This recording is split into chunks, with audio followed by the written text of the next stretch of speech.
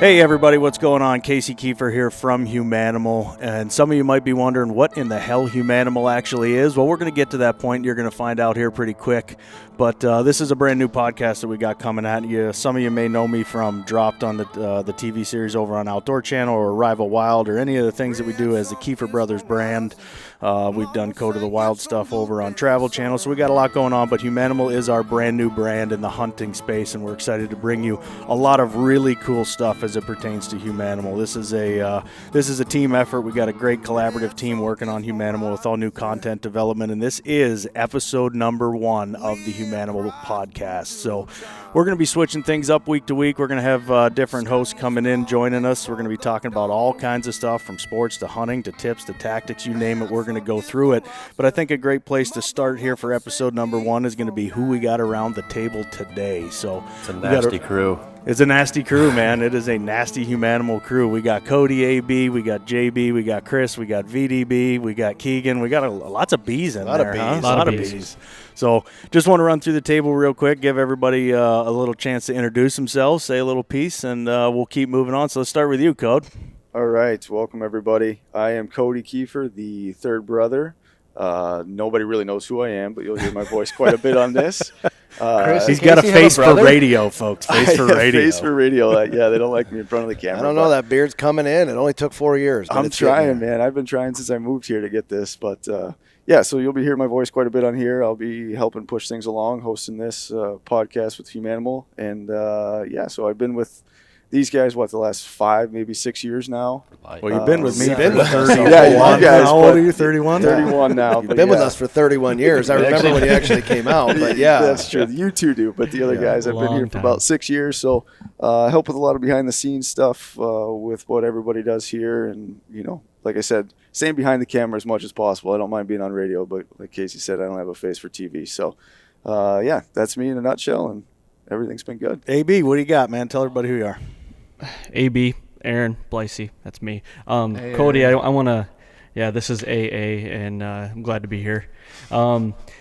Congrats on your buck last year, by the way. Cody did kill his first deer last year. Buck. Sure. So now the hard work done. Yeah. All right, get your upfront plug on your other podcast. Yeah, so I'll throw my other podcast in. I host my own podcast called The Fall Podcast. Go over there, click subscribe, like it. Do all that stuff. Okay, that's it. We're moving on. Moving on. I've been with the guys here for going on 9 years, producing, editing, filming a lot of the stuff that comes out of here. It's been a lot of fun. I really enjoy it, and I couldn't see myself doing anything else. But I think my time's up. Michigan hunter, born and bred. Yeah, Hardcore. They'll get that. You get that. JB. Jason Brown, they call me Uncle because I'm, I guess, the elder statesman of the group here. It's turning into Grandpa. The oldster. Although they call you Gramps because that's right. physically, Yeah, you have rickets going on. I think. I mean, my body doesn't work much, breaking but down. somehow you're the older guy, and this is Chris, and I get called Gramps. I had the beard first, so I think maybe that's I believe why. Gramps is the wiser. That's what I'll call You've got more the gray. wiser You've old got man. more gray. That's true. Yeah, I got more chest hair. I think. Yeah. It's been a while since my rickets kicked in. Listen, folks, you have no idea what you're going to hear when you listen to this podcast, so just buckle up. Yeah. So, I've been with these knuckleheads for probably 12 or 13 years now. Started a couple companies, started a couple TV shows, and it's been a wild ride. I'm glad to be sitting with you idiots again. 6 feet apart. Yeah. Well, Keegan's a little close roughly. to me. I guess we are 6 feet apart. But it's nice to be back, talk a little bit about the outdoors, and rip on your asses.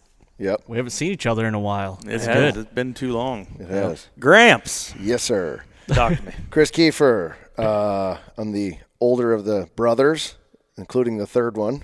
I mean, I think most people would know side by side with Casey on all the shows that we've done, and Rival Wild and Backcountry Quest and Dropped, and as of recently, Code of the Wild on Travel Channel, and now this amazing adventure, HUMANIMAL. So, I mean, I don't know what else to say. I mean, it's just been we've been in the industry a long time. It's funny, I look back and we're doing this podcast right now. This didn't exist 15, 20 years ago when we started in the industry, and I can remember getting dressed up to go to the ATA show to try to go out and get sponsors. In a monkey suit. Literally, I was dressed in a suit one time, to try to get sponsors. How'd that go? It didn't go very well. Yeah, no. It didn't go very well. And then, now I feel like we're kind of the OGs of the industry. We're like considered the older crowd in the industry, and it's like, wow, that time went by fast. Who was your first partner? Our first partner ever, Yep. Wildlife Research Center. Wildlife Research Center. Yep. I'll never forget that because we got a check from them. I got in a car accident when we got our check, and I to this day I still have the back end of the check. Yeah, first check. Yeah. So yeah, I got that check and from Wildlife Research Center back in the day. Great partner. I've still got our first rooster check. Yeah. His brother.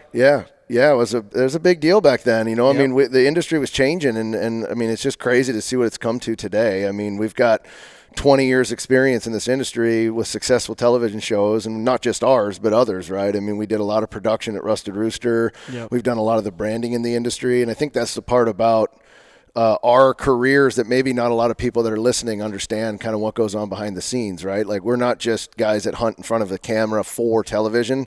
We don't consider ourselves professional hunters, paid hunters, that kind of stuff. We run a business, I mean, we've had our business up as high as 36 people. We've had it as low as 6, and it's just the trajectory of the business and where it's going. So it's been a fun, wild ride. Most of you, everybody in this room has been here a while. Aaron, you've been here 9 years plus since the beginning. We were in our small little building. And seen the progression of everything. So I'm excited. I'm excited for the new venture, HUMANIMAL, and just where the industry's going is an interesting topic in itself. But to be a part of it this whole time and the stuff that we've done is exciting. And look back at some of the productions. I mean, my favorite obviously is Dropped. And if you look at the 7 seasons, for me, Dropped season 1.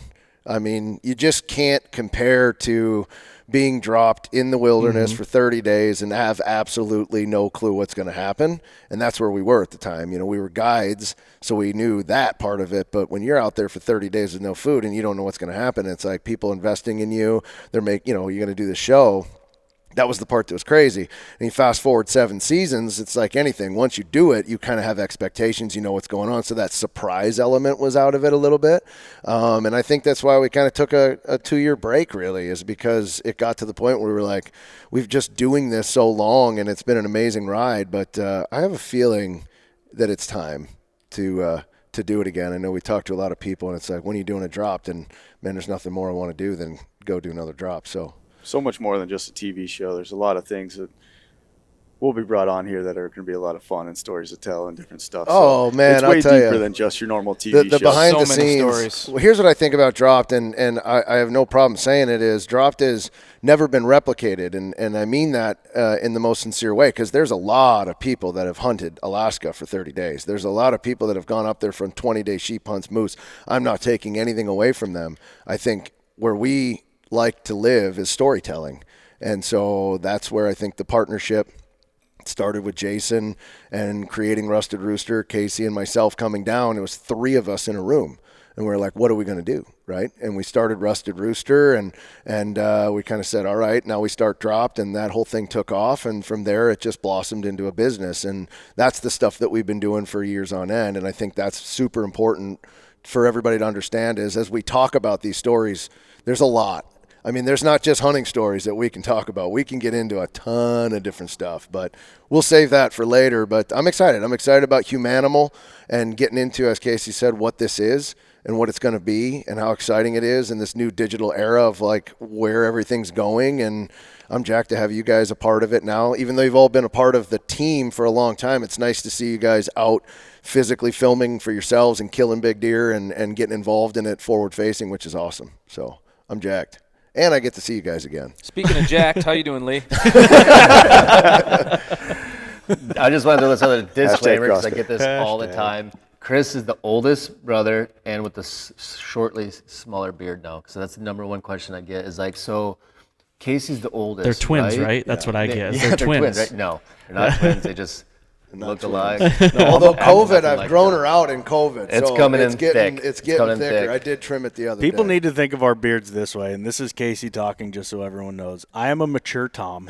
Chris is a Jake and Cody's a hen. And now the hen has grown a beard, so it's a little weird. It's a bearded hen. He's a bearded hen. It's a bearded That's right. hen. He's a bearded hen. That's So, a good way to think about it. Yeah. Well, that's- Casey's the only one that's ever had a beard down to his nipples. So, yeah, she was out there. I miss her. Boy, I miss her. Yeah. Bring him back. I Now's thought the about time. it through Hot, COVID. but that'd be too hot. All right, VDB, give everybody a little look at who you are and what you do. So yeah, I am VDB. That is initials for my last name. It's not a virus. Venereal disease. 19. It's not COVID 2.0. I feel like we should cheers or something. Seriously. Cheers to that. Here's Yeah, to no more thinking viruses positive in and this building. testing negative. That's just initials for my last name. I've been dubbed that. Yeah, I kind of came from the background history, kind of like the guys, guided for about 5 years, and then basically saw these hoodlums on TV and was like, wow, that seems fun what they're doing. And Uncle Jason had a little camera school down in Ohio, so I signed up for it, and I mean, the rest is history. Been with the guys for about 5 years now, I think, which is crazy to think about because I feel like it was 2 years ago that I went to film school.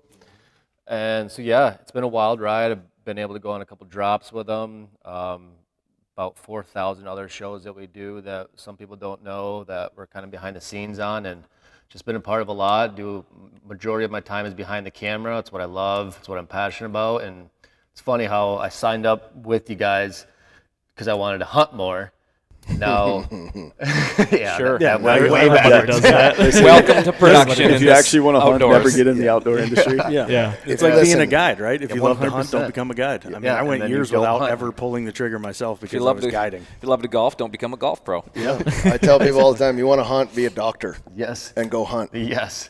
But Period. no, it's been great. I spent a lot of time in the tree stand every fall, and it's just kind of escalating from there. I'm still on my venture to kill my first elk. You know, you'd think they say it takes 4 to 5 years. Well, this is year number 5, so obviously Swing and a it miss a has to couple happen. times. DIY. Let's clarify. This is DIY. This is It's pretty hiking to the extreme moon and hunting, back. You but just said shut out in the third. no excuses. lie. It's happening this year. I'm calling it now, so I'm excited to talk about that in a future podcast. But yeah, that's it for me. I'm the camera guy, and I like to work out. Just for clarification, I'm a camera guy sometimes too, and according to Lee, I am subpar. Subpar. Well, Which we'll get into. We're going to talk about all these inside things over the course I've seen of the footage, time. Case. You're being pretty hard on yourself. It's not myself. It's coming from VDB. He's the one. He literally looked at the footage. He's like, "Who filmed that? That's subpar." I'm like, "Oh, okay." He also doesn't post Appreciate that. iPhone photos because they're below grade. So Not let's enough be honest, megapixels. he's got a little bit of a high standard for that. All right, let's the not talk standard about tie. VDB any more than we have to. Let's move on to the resident cheesehead that we got. So you got to understand, everybody, we are home based in Midland, Michigan. That's where we all live and reside right now. I won't call it home because home is Pittsburgh 412. Bleed black and gold. But we got a cheesehead in the house, and he is our only cheesehead in the house, and that is Keegan. So Keegan, give us a little insight. You only need one cheesehead, to be fair. That's it, just one. Yeah, unless you're around a bunch of them, then it gets even better. But Cody's- you only need one. I'm a Cody's- partial Yeah, cheesehead. he's kind of a quasi cheesehead. I do like having that 4 alliance years, I here. would consider That alliance here. is somewhat resident. Yeah, exactly.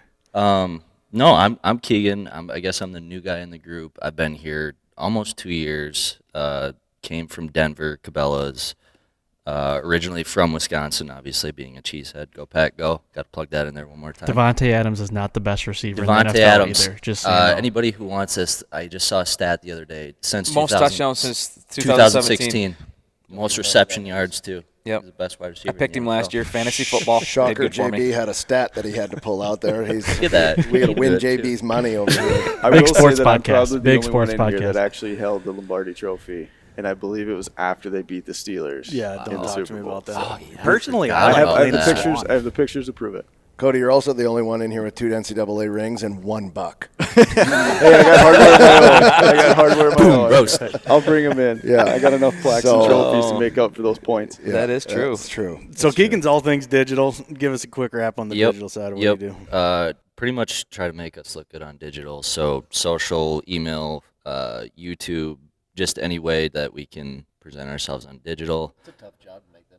That's really Yeah. hard. Like virtually impossible. Yeah, it is. So I leave that up to the editors too. They can fix some of that in post. I think they cover up faces and do that type of stuff. But you guys let me hold a camera once in a while, and I haven't messed up bad enough that you take that away from me. We just haven't told you yet. I am a subpar. Thank you, Lee. I am a subpar. Thank you, Lee. cameraman You want to so talk far. about subpar? Fine. Keegan and I had a great story our first day of the season this year in the woods on the whitetail. It was pretty dang funny. We'll get to at some point also. Well, that'll be its own episode. That's got to be. It's got to be subpar film. Involves a tree arm at my nipples. So Listen, I did it with JB this year. I got to tell you, it's been a while, and I was like puppies trying to fight out of a bag. I was dropping stuff. I was Grams moving. was a bag of puppies. I mean, Blowing deer everywhere. The episode of Deadpool, right? That's what it was in Ohio. That just episode. aired last week. Yeah, I think it just aired. So you guys will enjoy that. If you catch that on YouTube, that episode is me filming JB, and it's not easy, man. I give these guys credit. You were clutch when you needed to be, though. Are we diving into a blatant YouTube plug already? Head over to YouTube. Check out the Humanimal page. Keegan, you give me the go info check on out that. the Humanimal page. Make sure to hit that subscribe button. Turn on that bell too, so you get all the notifications every time we have a new video. And make sure to like them. Leave a comment. We check every single one of them. Every single I one. feel like That was a good plug. That was a great plug. was good. That was really smooth. I just want to throw one more thing in there.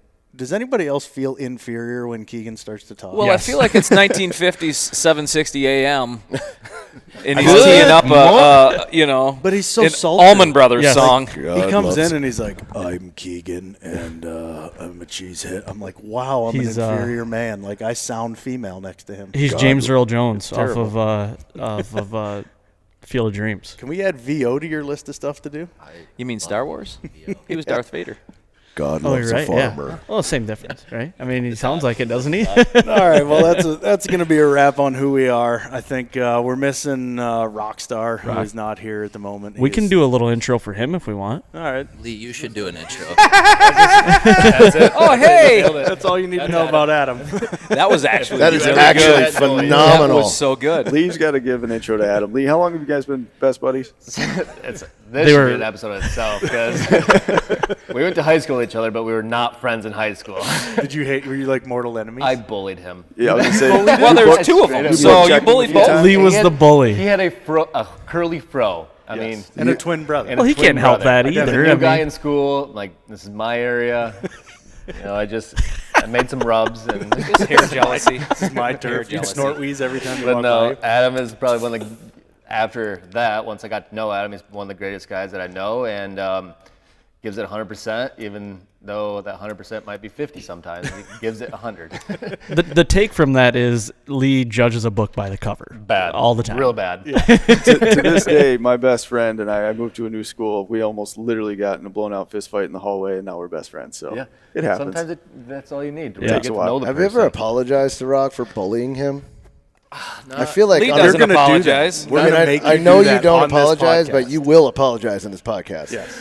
And it will be heartfelt. I'm going to make you write a letter. We're all gonna It's leave. going to be like intervention where you fine. sit down and I'm going to be like Jeff Van Bonner. I'm going to be like, listen, there's just a group of people here. Everybody really loves you. We're going to say what we have to say, and then we're I done. gotta get this off my Lee, chest. go ahead. You're going to That's fine. They can't see tears on a podcast. We can feel them. Well, I can tell you this. I spent a lot of time in the field with Lee for probably the past 3 or 4 years as we've hunted together. And I spent a lot of time with Rock this year. And I tell you what, it's a lot more enjoyable with Rock. but I'm going to talk about Adam behind his back right now, and I told it right to his face because he filmed me 2 years ago. His suck hole. He has Oh. this mouth breathing. Yep. The Adam, we got to fix that. We got to fix it. You cannot defend yourself right now. I know that, but we can talk about it later. If he was on this But- podcast, he'd have to cut his audio the entire time Yeah. unless he's talking. Heavy because breathing. It would just be a nose breathe. Yeah. Yeah.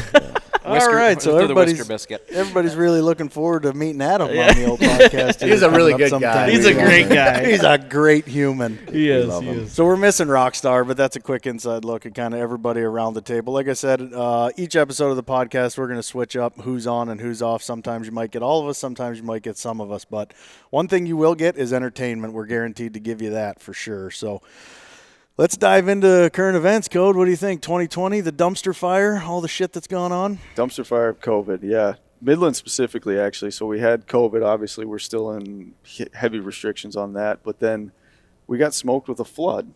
A 500 500 Pretty year large flood. flood. Yeah. So it was all over national news. I'm sure some of you listeners may have seen that. But yeah, so we got smoked with that, immediately followed by a drought. And it's just been snowball one after the other here. So COVID for me actually has been pretty good. I do have a pregnant wife. We're due here in September, so being able to be home with her has been really good throughout this whole process. We're both working from home, so for me it actually wasn't bad. I enjoyed it quite a bit. You're probably the only person that'll admit it's being good being home with a pregnant wife. Dude, I got to give it to her. She's been an absolute trooper. Yeah. It's been fun. It's been enjoyable. So we actually get to, enjoy that time where we're not separate ways and doing different things. But the only real shitty part has been the doctor's appointment. So I haven't been able to go into those or see anything. So it's been a little rough, but nothing compared to what you had actually having a baby during this situation. You had a kid in the middle of this whole thing. I actually had a COVID baby. And to speak on the doctor's appointment, I thought I'd be a nice guy and bring her to a doctor's appointment, which apparently she ran a fever for the 1 hour window that was at the doctor's appointment. So they basically isolated me in the room. They were basically testing her for everything in the books, and there I am with a screaming baby, and I'm like, okay, this is probably the mom's job. This is more. No. That was way out of my comfort zone there. This is dad's job. No, but I would say it's been great.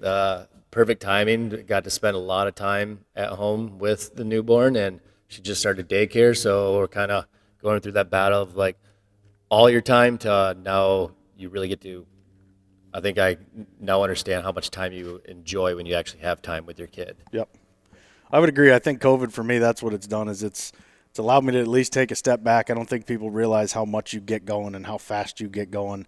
And then all of a sudden to be forced to step back for no other reason than like you're just not allowed to go anywhere or do anything, right? I've gotten into, things like my kids shooting a bow, stuff that you'd think with what I do for a living that would come natural. But a lot of times by the time my day is done, it's dark or at dark, and it's just the opportunity for it isn't there. And Lisa, my wife, is famous for saying, make time. Don't find time, make time. And I think, if anything, COVID's shown me that I need to make time for more of that kind of stuff. 100%. At the same time, though, I'm completely sick of it. I'm so over COVID. Like, I want to go back to my normal life. I've been trying, basically since day one of lockdown, I've been trying to, be done with it. I'm over it. There's an element in all of us. I mean, I'm the same way. I've been able to golf with my daughter. She's a golfer, and it's exciting to be able to spend time with her and my wife as well. But there's an element of wild in every single one of us that wants to get back out there. And I think my wife even said, should you go sleep outside or something? Or you need to go do something. And I'm like, I need to go out in the wild. It's driving me insane. Well, literally a couple days ago, you slept in a hammock. I did. I did sleep in the hammock. That was alcohol induced. That was. Yeah, that was. As a matter of fact, I woke up in a hammock. Cody might have stopped over for a bit, and I woke up in a hammock, and we had played golf earlier, and I checked my my watch to see what time it was, which it was daylight, and my GPS was still on. It said I was 400 yards from the 18th hole, and I thought I woke up on a golf course. So you woke up in a hammock, but not the banana hammock. No, right? Okay, well, that's important. No. It was an actual hammock in my yard that I fell asleep in or passed out in, and then I thought I was on a golf course when I woke up. So very confusing morning for me, but great night nonetheless. Sure. That's how I've been passing COVID. I've put an aggressive dent in the wine collection, and now we've had to replace the cork thing because I've literally polished. Well, instead of growing food plots, you got to get some vineyards back there. I do. I've been trying. Grapes. This Michigan grapes are bullshit. That's what it is. That's one good thing about COVID too is I feel like we all found something new. My new thing, I'm addicted to Facebook Marketplace. 100%, I'm buying and selling Facebook Marketplace. I should, if there was stock in Facebook Marketplace, I should own it because I'm so addicted. Every day, today's picks, I scroll through. I'm like, I could buy that and resell that, or I did that. I shouldn't say this out loud because I'm the worst social media human on earth, but I'm a marketplace guy myself. I'm into it. But, COVID for me is nothing necessarily different because I've been the social distancing world champion since 1983. But you're right. You pick up on new stuff. Keegan recently tried chicken farming. How'd that go, Keegan? Yeah, I lost 3 of my chickens. I started with 4. I got them the day that COVID started and lost one the first day. So Lost them to what? Pasty butt. To what? Pasty butt.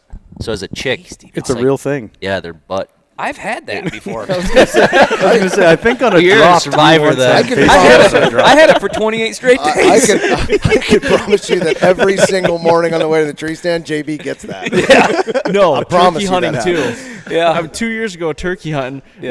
It was you, me, and Fillmore. We're walking out. The birds are hammering, and it's starting to crack daylight. Yeah. All of a sudden, it's me and Fillmore. I'm like, where's JB? Look back, and he just waves. Squeezing one. He's like 3 feet behind us. Just drop trout. Well, it's that early morning stuff. You know, Playing anything beat the before clock in 5. the thicket. beating the clock in the thicket. It's tough. It's Poison tough sledding. ivy sucks too once you get it. Oh, don't. That's another episode. Yeah, that's a full episode. Yeah. Jeez. Let's get back to the chicken farming here quick. Pasty butt. Yeah, so lost the chick to pasty butt the first day. So raised the other 3 about a month away from getting eggs, and went home for the 4th of July, see the family, and came back to a massacre. I was the last one to see them Aaron alive. was the last one to see him alive. Yep, he went and checked on them Friday night. I thought that they were good. They'd been fine in there. I didn't have a net over the top. That was my own fault. And they're in a dog cage. And now they're dead because of you. And now they're dead because of me. But got 4 more and have put in a shitload of work on the coop. So what's a chicken cost? At Tractor Supply for 4 chicks, it was $12. Yeah, they're So like why $3 not get a like piece. 50? Got to take care of Yeah, them. you Then gotta you'd have feed 'em. 25 dead It's a pasty lot of butts. eggs too when they're laying. Lot of It's a lot of pasty eggs. Well, I'm just throwing it out there. That I think that's what the guy that you hooked me up with does. He gets like 50 of them, raises them with his grandkids. Yep. And he's like, I can only take 12 in the winter, so then he just was giving them away. I've got. Makes sense. I think at home right now I've got 26 or 27.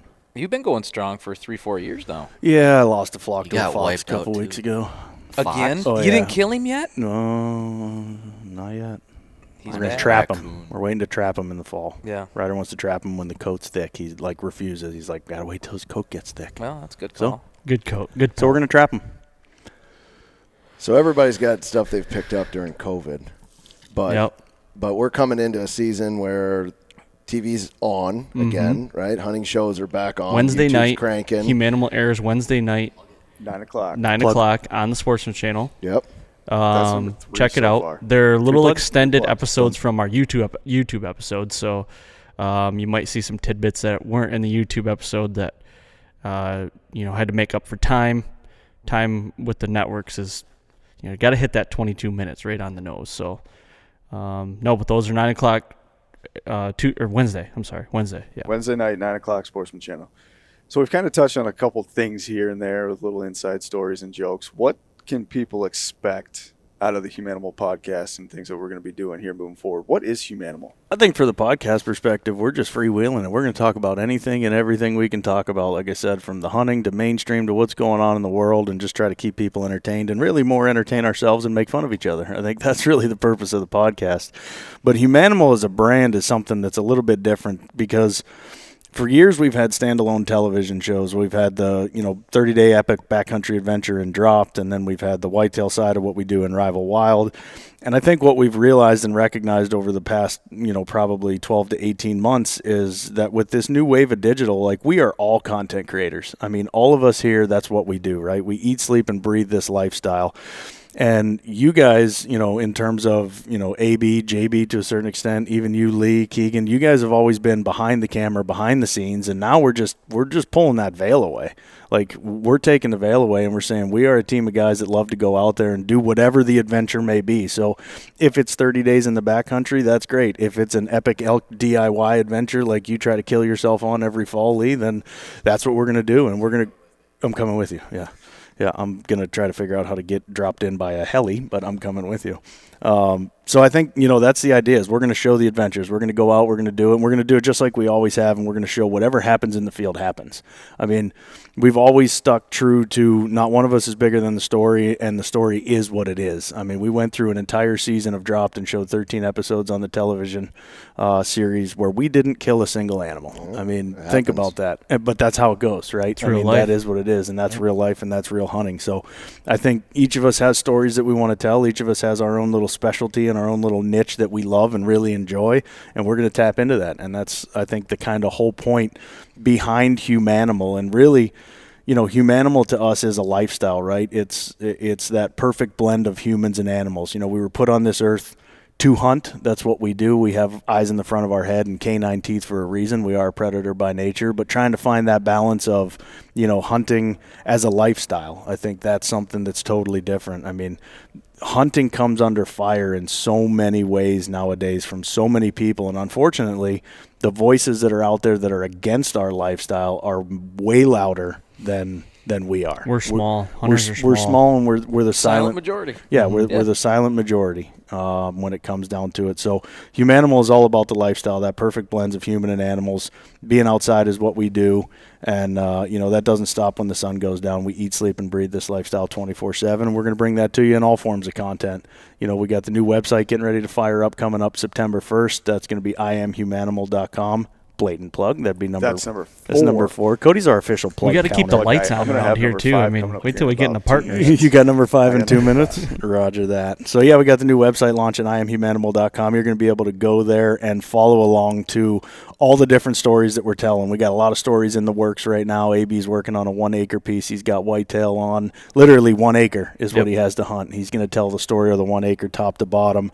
Lee's got the 1 year wonder. We've got some DIY stuff going on in Colorado. Everybody's got Kansas tags, Ohio tags for whitetail. So in the midst of all this COVID, we still found a way to tell some stories, and we're going to be bringing those stories to everybody real time. And love it or hate it, it's going to be our story one way or the other. We have so many stories to tell. So many. Especially from the production side, the drops, everything, past stories, news stories. It's going to be fun. Yeah. A lot of education, a lot of entertainment, though. Yeah, and I think on the podcast, this is our chance on the podcast, too, to dive into, the cutting room floor, behind the scenes, of what people don't really get to see, because you think about something like Dropped, we go out there and we put 13 episodes together that are 22 minutes long, but we're out there for 30 days. So think of how many things happen over the course of 30 days. So we got lots of stories to fill people with, and just entertainment, more or less. That's what we're all about. Yeah, I think this entire new age is allowing us to tell those stories, right? And get deeper into them and share with everybody what's going on behind the scenes. It's kind of like, you watch an episode of Kansas and you see us in the field and actually hunting, but what you don't see is camp. What you don't see is this of us sitting around, and we do this all the time, whether we're hunting with guests or not. I mean, deer camp is our locker room now, if you will, and it's fun, and we have fun. So what is Humanimal at the end of the day? It's a bunch of guys and hopefully some gals that are out there having fun, like doing what hunting is, and we're not apologizing for it at the end of the day. We're just doing it because that's what we love to do. So I'm excited to hear as this grows, the people, and we want you to hashtag IAMHUMANIMAL. We want to see you. We want to see what you're doing out there. So get that out there and get going. So a lot of fun stuff coming up. I'm excited for the new age of consumption, right? And digital storytelling, all of it. It's changing. And we got a whole new facet to Humanimal coming that we've never had on Dropped or Rival Wild, and the fact that we're going to be actively looking, and we'll get into this in future podcasts, but we're going to be actively looking out there for people that identify as humanimals. Correct. I think if you live your lifestyle by the rise and set in the sun, and getting outside is what gets you going, and it's what you live for all day, every day, we're after you. We want you to come team up with us at Humanimal. We want you to create content. We want to share your stories. This isn't just about us. This is a movement about a lifestyle, and that lifestyle of truly being a humanimal. So I'm excited for it. I think, as Chris mentioned, in this new age of consumption and the new age of us being able to tap into people real time, here and now, and share exactly what's happening in our lives and in the field and what's going on here and now is hugely important for us. And I'm looking forward to it, ready to rock and roll. Well, I think, if we're talking about COVID earlier, right, and there's a couple things COVID's done. Slowed us down, right? Everybody slowed down. I think it's also exposed weaknesses in all industries, right? And then it's also brought out the people in ideation, right? Like, you have to evolve with what's going on, and the time is evolving in the outdoor industry. The days of TNN, the days of Versus Network. I mean, I know I'm dating myself, but channel. We were here when the Man Channel, we were on Versus. I mean, that's how long we've been in this industry for. And so, we're seeing this evolution. Again, podcasts weren't a thing, right? And you'd go to the ATA show, and now I see 20 podcasts in all these booths and things that are happening, which is awesome for me. It's an encouragement because people are out there, they're hustling, they're trying to use new age technology. It's like, get it, and I think we have a slight advantage in the fact that Rusted Rooster is a production house, and all of us are here, and we've produced content other than our own for years and years and years. And I think that's a lot of stuff we'll share with you as well, is some of the things that we've done in the past, no one knows it comes out of Rusted Rooster, and that's for a reason. And now we're kind of saying, hey, we've done it all, and we're going to tell stories about it, and it's going to be fun. And there's a lot of stories and background of this industry from branding products that are out there today that I would imagine, you know, a large percentage of our audience use, that started as nothing before it came through the building, to television shows that have been seen all over the world, and films that we've been able to document some amazing people like Chuck Buck, Fred Bear, all these things that have come out of what we've done. I look back and I go, that's exciting. And now it's a new wave. So this is great. It's a new era. Yeah, it is. Things have changed. You got to be ready for it, though. This outdoor industry is hard as shit.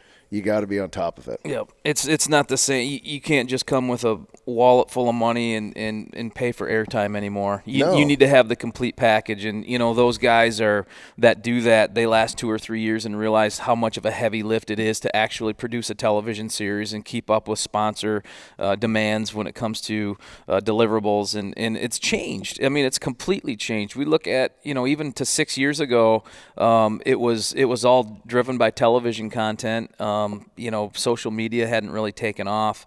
It's a new world, but, you know, we have to embrace it. You know, like you said earlier, we're the OGs, you know, and, you know, you look at, we're always analyzing our businesses and our position in this industry in particular. And I think sometimes, you know, we get a little stymied because there's so many places that we can move as a company and as a brand.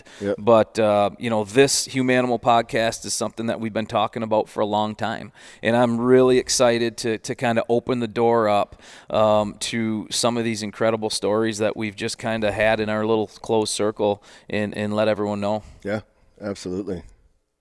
We're an open book. It's going to be fun. JB, you kind of segued me perfectly into a sponsor plug, but I think I'm going to hold off and do that at the end. So, well, that's the production. Just real quick to touch back on that, production styles changed too, right? When we started in this industry 20 years ago, we kind of started to introduce that film style cinematic. There were some amazing shows that were coming up at the same time we were, right? Some of the people that paved the road, Michael Waddell, the Bone Collector guys, incredible guys. They paved the road. Crush, Tiffany Lee for like that reality style. They were inspirations. They were inspirations to Real us. Tree, all that stuff. That was incredible. And then there was kind of this second wave, like Heartland Bowhunter, ourselves, Pigman, to an extent, and some of the stuff that was going on there. Co-creators of those series. And there was new series that were coming up, new film style. And what I'm seeing now, which is super interesting, is there really hasn't been for 10 years like a new wave of production or new shows. It's been kind of the same shows. There's been new introductions to shows, but not to the level as it was back then, right? Well, because now it's YouTube stars. It's different production. It's the hunting public guys. It's guys that are driving the ship by just telling their product and showing their stuff, which I love to see that evolution. Love it. It's incredible because, I mean, the stuff and the dollar that we put into productions back in the day, I mean, to go shoot a drop the way we were shooting dropped was, you know, unheard of at that time. And now we could probably get dropped with GoPros and probably do just as good of a production, right? Well, it's not called that we alone. wouldn't take you guys with us and shoot. Well, I'm taking any pictures of my Sorry, iPhone. Lee, you don't have a job now. Just remember the introduction of the first aerial shot or slider shots. Well, It was Cody, just, like, here's the insane funny of what you thing. see. We talk about the way storytelling progressed. We basically went from shooting on standard definition to you can shoot HD on a basically it was the Mark 5D Mark II is what changed the storytelling capabilities, because you could shoot with more of a shallow depth of field. Yep. And it gave you more flexibility there. It felt more cinematic, and I think that's when the storytelling kind of opened up for us. And then, you know, you have slow motion and drone shots, but I don't know. Sliders. Well, I went DSLR, then slider, then slow motion, then jib. Jib was Do you remember? Twixter. Do you remember? I think one time I snapped back in the day. I was like, if I see another slider of a corn stalk, I remember that. Like, it was we had a huge meeting thing. about it. I was so mad about it. This was like 10 We years ago. did. We had a meeting about it. We had a meeting about it. And I was like, if I see one more slider of a corn stalk, I'm going to snap. It was like, because it was using it to the extent of like, okay, every shot can't be a slider. But that's all the evolution of technology. But you bring up a good point. We shot on tape. Now that's dating us big time. With But decks. Oh, my Casey and God. I would go online to Tape Stock Online and buy 100 tapes at a time. And when we would give them to JB, we would hand him this giant case of tapes, and that had to be ingested in real time. So that was a 2-week ingestion process. Was like you put it in the thing, and then you recorded it from the tape in real time into this thing. Now this whole just shoot it on a card, drag it over, and file it. Like that's how far it's come in just this short period of time. Well, I remember, I have 100 pounds of mini DV tapes that are sitting in my basement. Keegan, do you know what a tape is? It's a tape recorder. Yeah. But I remember the Canon XL1 is what changed it all, Yes, because it was it SVHS, Super VHS cameras that were big. I remember I was first on the waiting list back in 2001 to get the Canon XL1, and it was a mini DV style camera that it was 3-chip camera. It was decent in low light. It changed the game for outdoor television and allowed affordably a lot of people to come into it. I'll never forget this. This is back at the AMO show, and this was right when that camera launched. So it was probably 2000. No, it was actually 99 is when we purchased it, I believe. Mark and Terry Drew, I was showing them, and this is bad. I was showing them a shot. We rattled in.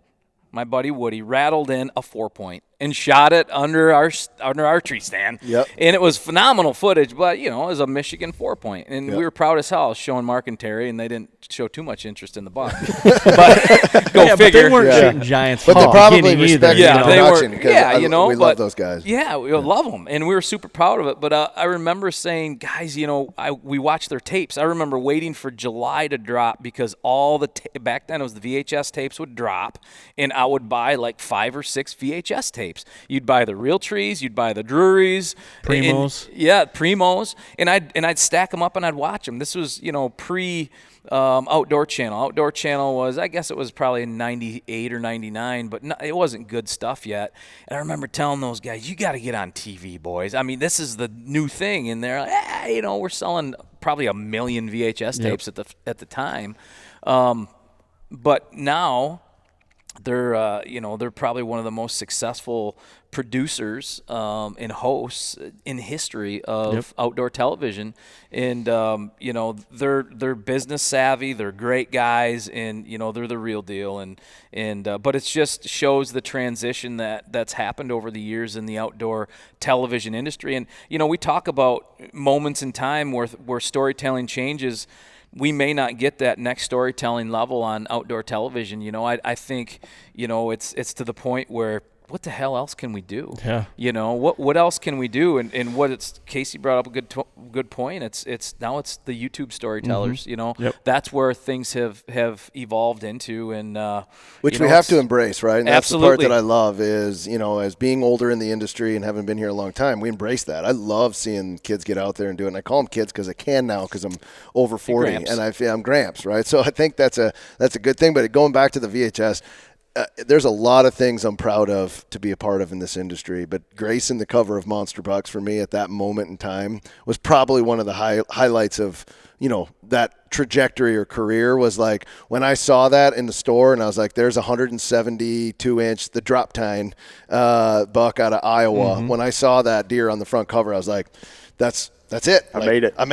You know what I mean? Like I was like, I really did it. I did it. I really did it. I really did it. I made it. And I looked at that and I remember being in the store and I was like, look, it's right there. I can see it. People can see it. It was one of those things for me where I was like, wow, that happened quickly, But man, it's crazy how times are evolving. No doubt about it. So Outdoor Channel was originated on April 1st, 1994, by the way.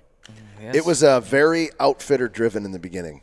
Every yeah. television Everything had a show plug. on the Outdoor Channel was about outfitters, and it wasn't until that first wave of reality-style television shows came on, and that was Realtree Road Trips. They set the bar, and they always have. They've always led that, and they've got an amazing thing. And without those guys doing that style of show, we wouldn't be in the situation we're in And today Uncle because Ted, we too. followed Ted that Nugent's coattail. Ted All we Nugent did fame. is up the production level Yep. a bit and become something of our own during that time period, and now it's evolved. And Well, I remember seeing Road Trips for the first time. I'll get done with this here in a minute, but this was such a huge part in the growth of our companies. I remember seeing Road Trips launch. The pilot episode ran on Outdoor Channel. I about threw up because I was trying to create the next thing, back then. And it was all very similar to what they were doing. And when I saw it, I knew it was going to be successful. And I think that very summer, Nick Andrews, who at the time was at Scentlock, he was at Scentlock for years and years and years. We grew up in the industry together,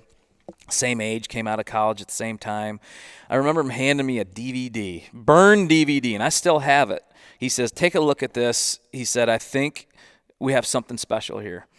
And it was written on there in marker, was Getting Close Pilot. And I remember popping that sucker in. life is good, life is fine. Every person in this room knows that. Yes, that theme song. and I put it in. I'm like, oh my shit. God, this is very cool. It was the first, I shouldn't say first, but it was the beginning of husband-wife television. But it was done well. Mark Baird, give props to him in the beginning. Aubrey Gale, those guys had a vision for that series, and it all was happening at the same time. That was the time when things were starting to change and storytelling was starting to change. It was more upbeat. But that part of television, outdoor television, I'll never forget it because I think I speak for you guys too. You get butterflies in your stomach because it was so exciting and you felt like you had such a chance to make a difference in the way people watched and enjoyed the outdoors.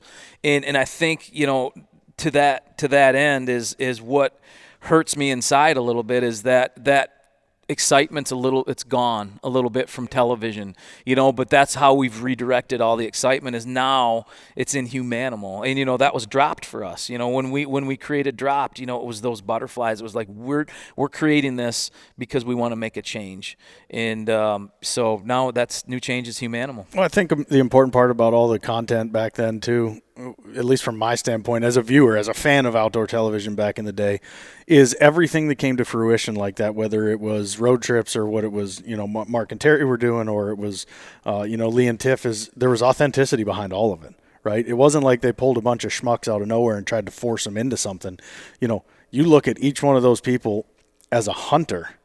I mean, they're straight killers and straight dialed in what it is that they do. You start talking about Lee and Tiff from a whitetail perspective, Mark and Terry, I mean, they literally are straight up killers. So to be able to bring a story format to their expertise in the field was something that I, as a viewer, was like, holy shit, like this is incredible. This is what I want to do. And I want to take our story, which ended up, with the whole Drop series, take our story and let's show what it is that we do. Because, Chris and I come from the guiding background. We lucked into the TV thing. Absolutely, I mean, we did. In all honesty, it was complete luck. So I'll just give a quick backstory on how we got into this whole thing. But, Chris and I have been guides forever. We've guided all over the world from northern Saskatchewan to New Zealand to here in the States. And as luck would have it, we ended up guiding a guy one day that had a television show back in the day. It was called The Hunter's Journal. The guy's name was Jason Housley. He had Waterfowler TV and The Hunter's Journal.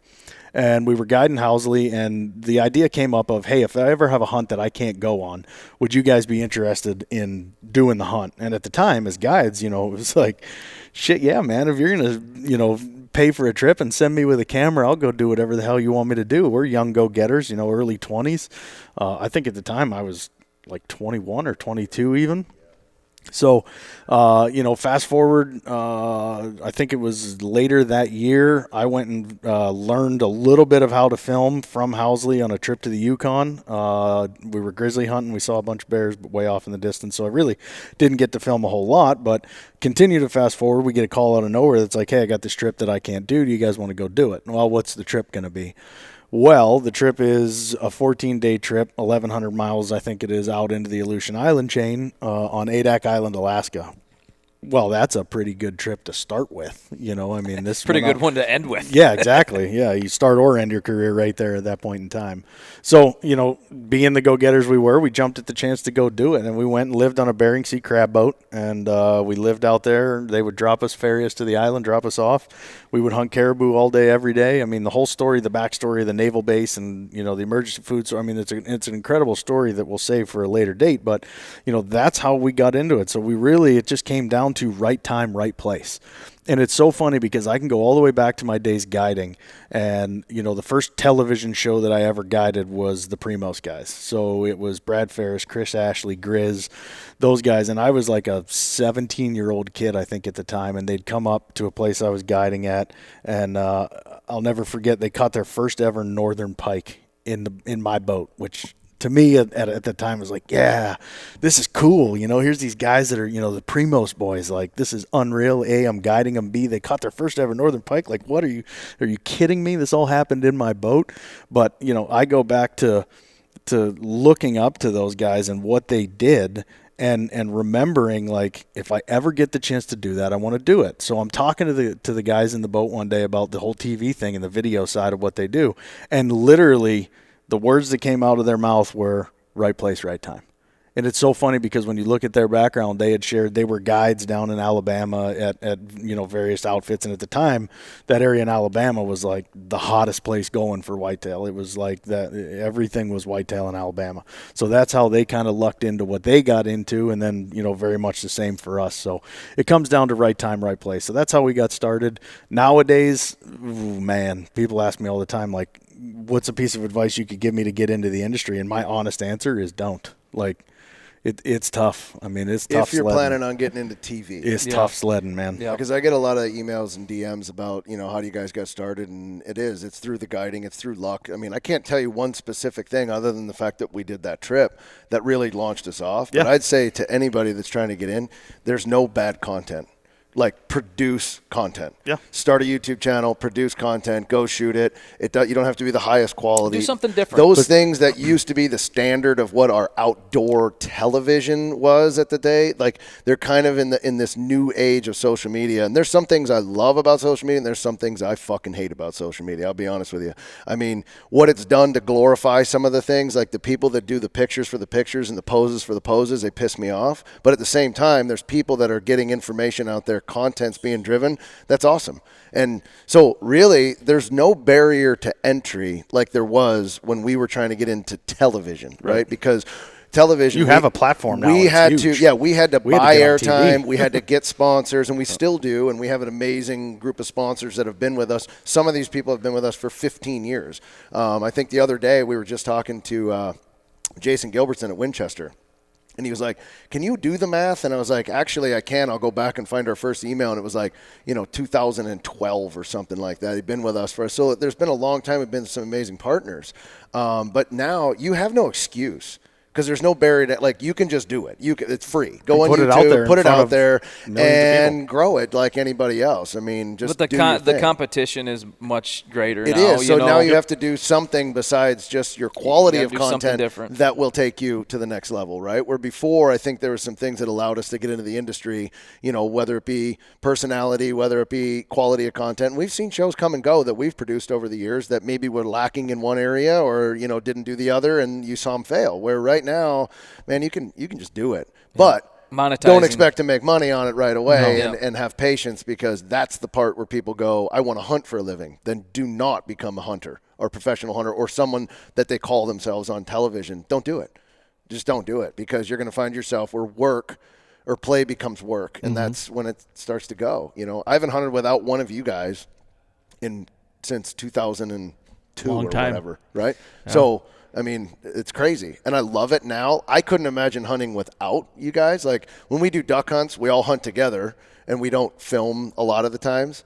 But, like, I couldn't imagine going – like, I don't know what I would do. I would go in a tree stand right now and sit by myself. So boring. Like, if I ran out of – so boring. Who are you going to talk to? Yeah, like, if I ran out of chew, like, who would I borrow it from? Like, what would I do? Like, I quit. Yeah, like, it's just As like – he's spitting in a bottle. Yeah, it's ridiculous. I couldn't imagine that now, So, I mean, it's crazy. It is quite liberating, though. I killed a buck without a camera about 3-4 years ago.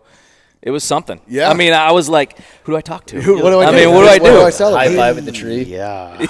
Like a bottle rocket. Woo! That was sweet. The memories too. I mean, the memories you make, like, you know, I don't know. There's just some of the cool stuff that I like to talk. Well, can't talk about it all, but there's just some good times that, you know, you and I've been in a tree since 2012 together. You know, and every fall. You were just a small muppet at the We time. joke all the time. lived I off spend her. more time with AB than I do with my wife. Yeah. It's Yeah, crazy. True. Amount of time on We were the trying road. to figure out how many sets we probably had tried to rough it out last year. Oh. I mean, stupid. It's unbelievable.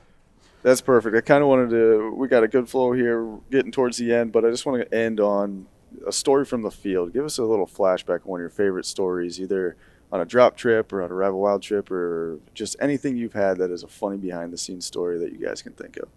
A behind-the-scenes That nobody funny else knows? story from Drop. I have That one, nobody knows. Yeah. I have one that sticks out in my mind, and it's of JB Oh, boy. on Dropped. Of course. It sticks out in my mind. course, All right, so this is from season 1, right? So you got to imagine we're young, we're fresh, we're ready to go. We're The best we're- season, by the way. Yeah, we're out there to kick ass and take names, right? We have no idea what the hell's going to happen. We've sold this production to a network, which I think was the first time the network ever actually paid somebody to go do a production. Outside of their roof. Yeah. Yeah, so we're diving into Alaska head first, and we watch that plane fly away, and we know it's not coming back for 30 days, and it's one of those oh shit, this is for real kind of moments.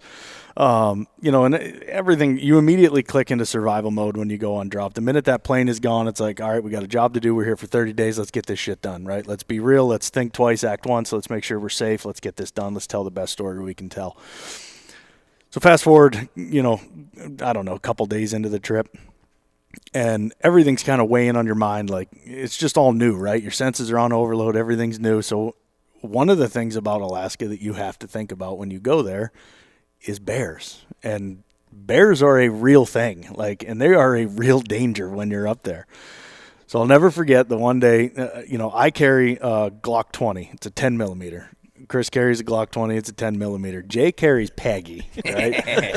Peggy is a snub nose 44 mag. 44 mag Buffalo Ruger bore, Alaskan. like 682 grain bullet. I mean, Yeah. it shoots 50 like pounds. it shoots like a blunderbuss, and it literally weighs 100 pounds. And I'll never forget, Jay goes down to the river, and we're just sitting up at camp, and Jay goes down to the river, and, you know, I think you're taking a piss down there or something. He's down there taking a piss, and he's got his shoulder holster.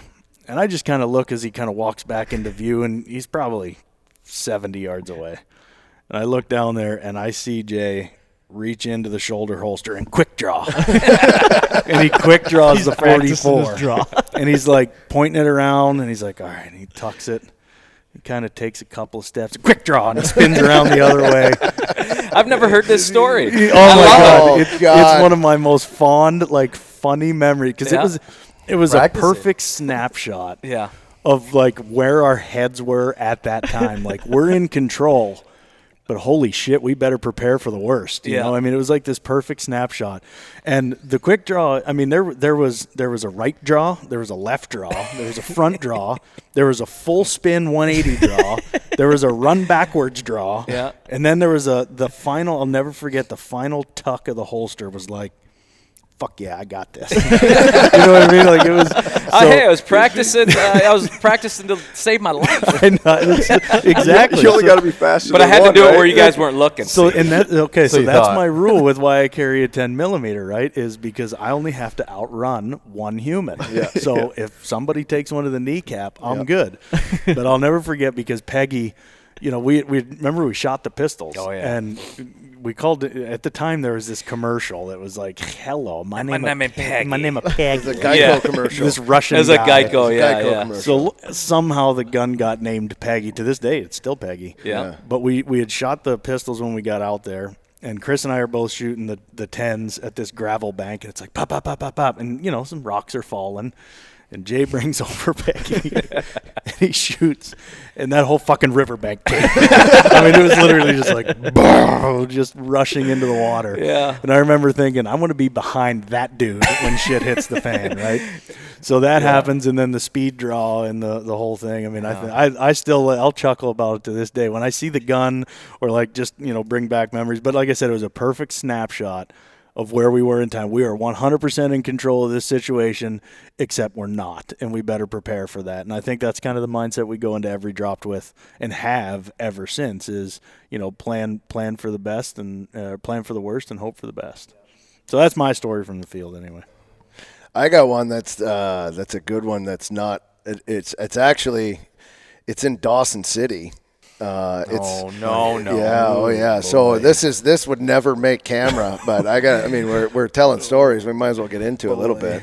We came out. We did this particular year. We did 62 days in the bush. So we did 32 some days in, and we were in the Yukon, and we came out. It was in August, and we filmed a film that actually it never aired, but it's a great. I'd love to share it with everybody one day. But it's an Animal Planet film that we shot in the Yukon. So we were in the bush for 30 days, and we had done a long trip. It was brutal. 135 miles on foot. Yeah, 135 miles on foot across the Yukon. It was called Brothers of the Wild. It was going to be a big animal thing, and it was amazing. Animal Planet. Then, of course, mandates changed and everything happened with the rules, and it never aired. So we have this 2 hour. We killed a moose on Animal Planet. Yeah. That didn't work out. Puppies and moose killing. Yeah, it didn't work out very well. So we had this. It was a beautiful kill, though. It was incredible. It was majestic. Best kill of the day. Lit the up nocturnal like right in the tree. lake. It was incredible. I shot it with a bow. Full velvet moose. Velvet moose. It was out, and it's a huge moose. It's in my barn today. It's still a 61 or 62. Beautiful moose. So incredible footage. Great thing. It's a 2 hour film. It's never been seen. That we'd love to someday share with everybody. But we filmed this, and now we're coming out, and we've got 5 days, and we have to go back in. We got to go back in Alaska. And we're doing Dropped, the Be Alive season, where we were taking in Cade and his dad, RL. We opened it up that year to submissions, and we took a guest with us, and we did the split up. So we're going on. Which we should do again, by the way. I think it's absolutely a necessity. It was fun. Yeah. Minus the miserable weather. Yeah, the weather sucked, but what an incredible experience that was. So we're going from Animal Planet to Dropped. We're going from the Yukon to Alaska, and we come out, and it just happens to be my birthday. And we come out of the bush. We're starving. We haven't eaten, all this good stuff. We get to Dawson City. Which is one of the coolest places. Yeah. If you've never been to Dawson City, it's like stepping back into the 1800s. In time. It really is. I love it. It's like my favorite. It's like being in Deadwood is the best way. Yeah. Like it's Gold a thoroughfare, gold rush era, right? You're in this town. Bombay Peggy's. Bombay Peggy's, the prostitution ring joint, and which we all went and visited. It's closed. We had to go see it for itself. It's a tour. It's a tour. It's a throwback. It's a throwback. So and then Diamond, something, the casino. It was Diamond Tooth Gerties. Diamond Tooth Gerties. Yeah. So it's basically they're closing up shop and the sour toe. For Diamond Tooth Gerties. That's coming because it's one of the best memories that I've ever had. So we go in and we go Diamond Tooth Gerties. We drink. Now we start sipping when we get to Dawson City. Celebration. Now we're celebrating that we made it out of the Yukon. We're alive. And we're feeling good. good and we got start. 5 days to shit, shower, and shave, and then we're going back in. And Minus we're the meeting shave this part. crew in Alaska. So we got a lot of work to do. We got to get put back in the bush for another 30 days. So we're like, let's eat, let's drink, let's be merry. So we get there. It's my birthday. We get to the hotel room, and there's 2 things that happened on this entire little event that was incredible. One, JB takes the hard drives and he hides them all over the room. He's geocaching. He had all these hard drives. They're hidden everywhere because he's like, this is our life's blood, right? We can't let this go. Well, there's doubles. I had backups, but yeah, we had to hide them because we had literally the Animal Planet contract was riding on that. Exactly. So we had to put these things in safe places, but instead of like in a safe, we had them just like under a bed, up on top of the closet, like we were hiding them, right? And so we do all this, and we go downstairs and we get our first drink, and it doesn't take much after being 30 days, no food. we lost about 25 pounds on this particular trip, so we're down quite a bit. So you have that first vodka, slip it down. We go into the this like thoroughfare, order this pizza from like behind, and I may be joining up a couple here, but I remember this specifically. We ordered this pizza, we ate it out on this porch, and we were like, just demolished the pizza. We're like, that should be enough. We were stuffed because your stomach's not there yet, right? So we're like, we should be good. Well, we head out to now start drinking. We go to Diamond Tooth Gertie's. We start drinking over there. Which is what you do in Dawson. Absolutely. Yeah, I mean, absolutely. everybody there, it's like a celebration. Absolutely. And it's for no other reason than it's Dawson City. I mean, that's what you do. And now you have to remember, winter's coming in. Dawson City closed down, right? So Yeah, this is like the last night. People are they're closing They're shutting shop. down shop because winter is about to hit. For us, I mean, it's not even fall yet, but winter is about to hit. So they're closing up stuff. And we go into the Dawson City bar. Dawson Hotel. The Dawson Hotel. Hotel. We go through these little like gates that, they have the swing doors. Saloon like doors. Yes, Yeah, yeah, those are the Western Western. So we roll in there and we start drinking there. We start sipping even more. And it's good. We're riding on. I mean, I'm blowing in the low twos at this point. I'm feeling good about where I'm at. Life is great. We made it out, and they've got the man walks in with the sour toe, and now this is our second time having the sour toe because we filmed Drop Season 2 in the Yukon, and we had gone and done the sour toe already. So now we go back and we're like, we got to do the sour toes. For anybody that doesn't know, it's a black toe. It's a frostbitten toe. That's a real toe. Real actual toe. And they put it in a shot glass, and you have to do the shot, and the toe has to touch your lips. If a toe touches your lips, you get to write in the book, and there's a book there, and it's a big book, and you write in the book that you did the sour toe, and you get this certificate you did the sour toe shot. Still have mine. The old man that does it comes in every night to the Dawson Hotel, and he reads something, and it's this big long, and this man, he has an accent, like capable was capable. He was like, if you are capable to do this, and so we start laughing, we're having a good time, because I can't imagine capable. I'm like, what did he say? Capable, and we realized it was capable, okay? So we go up there, and we get up there, and Casey says, my father-in-law is a historian. He's going to love this. He's like, so he FaceTimes him, which is great, and he's holding the FaceTime, and he walks Year up. one of FaceTime. Year one of FaceTime. And they're all on the FaceTime screen, and Casey goes up there. Now, again, we've got a good shine, blowing maybe low threes at this point.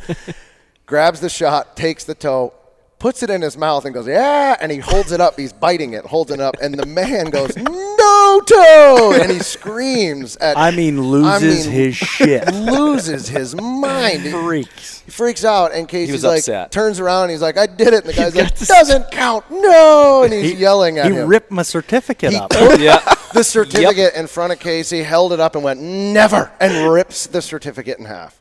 And Isn't we're like, that the point of this whole thing? Am I supposed to put this son of a bitch in my mouth? And the guy's like, it can only touch your lips. Casey had it in his mouth and was biting it and holding it up in the air like this with the sour toe. The best part about this, too, is for people who don't know, Casey's luck on this type of thing is through the roof. If he goes to a restaurant, orders, he'll go to a French fry restaurant, order French fries, and they'll be out. Yeah, what's It's luck? like that kind of luck that Cody, he we has. went to Pizza Hut, and they told him that he has no more pizza sauce. They ran out of pizza sauce. This is a true story. They told him that. So we go there, and he does this thing, and they shut him down on the toe. And now I am losing it. And there's a gentleman that's with us that's running camera, and he walked over, and I can't remember the line from the other guys, but the guy had a hot coffee sitting there, and the camera guy, he picks up the coffee and throws it in the man's face. Right on his chest. Right on his chest. He burns the man. The man's like, oh, and he falls down in the chair and then runs out of the bar. And we turn around and we're like, oh, so we're what are you doing? We run into this hallway and we realize, and we run into the hallway, now we're in a closed environment. We're in a dead end. And they're looking for us. And we're like, this is so bad. Like, what happened? It happened so fast. The sour toe, he didn't get the certificate. He accosted me. Yeah. That's what the old man said. And the bartender was so solid. He's like, this dude's crazy. Don't worry about him. He's like, you didn't do anything bad. It's fine. I've been He's accosted. He's like, he took the toe and he ate the toe. He's like, he ruined the toe and all this other stuff. So anyway, so now we leave there, and this is just to kind of finish the story. We get out in the thoroughfare, and now we're feeling really good. And we find a plastic bag, and we fill it with mud because we wanted to play football. And the only thing we had was this plastic bag. We filled it with mud, and we rolled it up. Lunch sack. We tied it in a knot, and we were using this mud sack as a football. It's foggy. It was foggy. So we're like in the thoroughfare, and it's muddy, and now we're literally 2-on-2, and we're playing set hike. We're playing tackle football in this thoroughfare. Everybody is watching us. Yes. The whole town is there. But everybody's like, we should play football. Yeah. Like, that's the thing about Dawson City. Like, listen, people are like, yeah, get a touchdown, hell of a pass. Like, like, people are encouraging. So we're like trying to recruit people to play football, tackle football in this mud thoroughfare on Dawson City. We get done with that. Somehow we get back to the room, and apparently Jason and I were loud because this man knocks on the door. And I open the door, and he's like, "This is the last time I'm going to tell you. You have to quiet down." I'm like, "Have you been here before?" And he's like, I look at Jason. I'm like, "Have I talked to that man?" And Jason's like, "He has not been here." And the guy goes, "I've been here twice." And I'm like, Really? I don't remember that. Yeah. Slam the door in his face, and I'll never forget. I turn around and I go, "But are the hard drives safe?" JB's like, "Oh." So he goes around and he finds them all, and he's like, "All the hard drives are safe." We black out into the room. We wake up the next day. We feel great. It was a great night. It was one of those like celebratory after the fact matters, but man, was it fun. But the morning was interesting because I woke up blood all over my sheets. I'm like, what in the hell happened? We were so What funny. in the hell happened? I'm checking my body. I got no blood on my body. Then I look at my knuckles, both of them, like I drug them home like a monkey.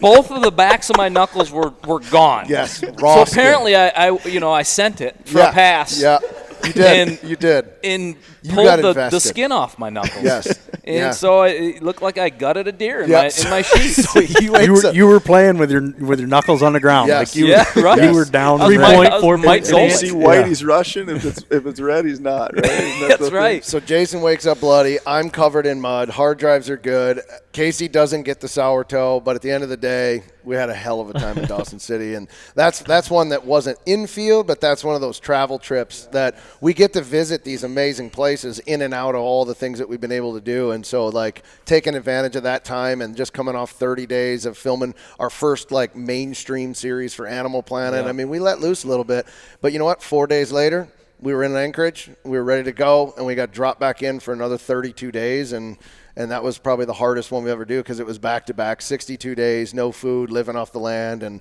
all that stuff, and so much stuff happened on that trip. But that year, I'll never forget, like, coming back, I was like 150 You were losing pounds. hair. I was losing my hair from malnutrition. I was 150 pounds, and I was like, I don't know that I could do another. Like, that was probably the hardest time I've ever had to deal with in the bush like that, being 62 days. But incredible story just outside of that. Yeah, and if I went to Dawson City tomorrow, I'd do it all over again. Yeah, all over again. I'd play football in the same damn Something street. about it, I mean, man. why not? Yeah. Is that the same night, the small world incident? But I had a teammate in college. He was from the Yukon. That was before the trip. That was in before. Whitehorse. Okay. Yep. Yeah. So I had a teammate in college, and he actually was my roommate. He was from the Yukon, and these guys are gone on their drop trip. And I think I got a picture or something. I looked over and I saw this guy, and I'm like, that's Cody's roommate from college. I'm like, what was his name? Reed Campbell. Yeah, I'm like, that's Campbell. I'm like, what the hell is he doing here? So I go over to him. I'm like, Campbell, what's up, man? He turns. He's like, who are you? I'm like, you're not Campbell. He's like, no, I am. And I'm like, Reed Campbell? He's like, nope, that's my twin brother. I'm Yeah. like, what the hell? What are Yeah, the the small odds? world of all the tiny places and bars in the world, you guys run into Yeah, my it was in roommate's Not that brother. there's a Whitehorse. theme that we were in a bar again in Whitehorse, but there seems to be There's bars. a running There's theme. bars in our adventures. A lot of bars, but good stuff, guys. That's the Humanimal lifestyle, guys. Hopefully everybody has enjoyed this episode so far today. Cody, you got anything left you want to? That's it. I'm just going to do some sponsor read here, and everyone can probably tune out at this point. But episode 1 in the books. That's Humanimal Podcast, what everyone can kind of expect moving forward. We got a lot more of these great stories and fun things, tips, tactics, all kinds of stuff coming at you. So we'll wrap it up here and move on. So thanks for tuning everybody. in. See you next episode. And my dad can beat up your dad. AV's famous line. My dad can beat up your dad. My Peace dad out. beat up your dad. All right, everybody. Thanks for listening. That was a fun episode. As always, we got to keep the lights on the studio, so we're going to get into a big partner plug here.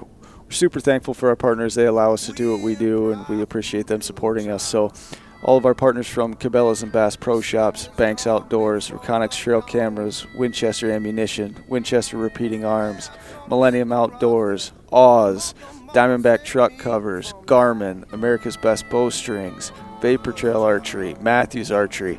We can't thank you guys enough. We appreciate it. Head over to our social channels. We have some discounts for some of these partners if you're interested in certain products. Check out our website, all that good stuff. But again, this is sincere. We really appreciate what they're able to do for us and allowing us to bring this to you guys. So thank you to them, and have a great night. Red song is alright. Mama say it's some new day song.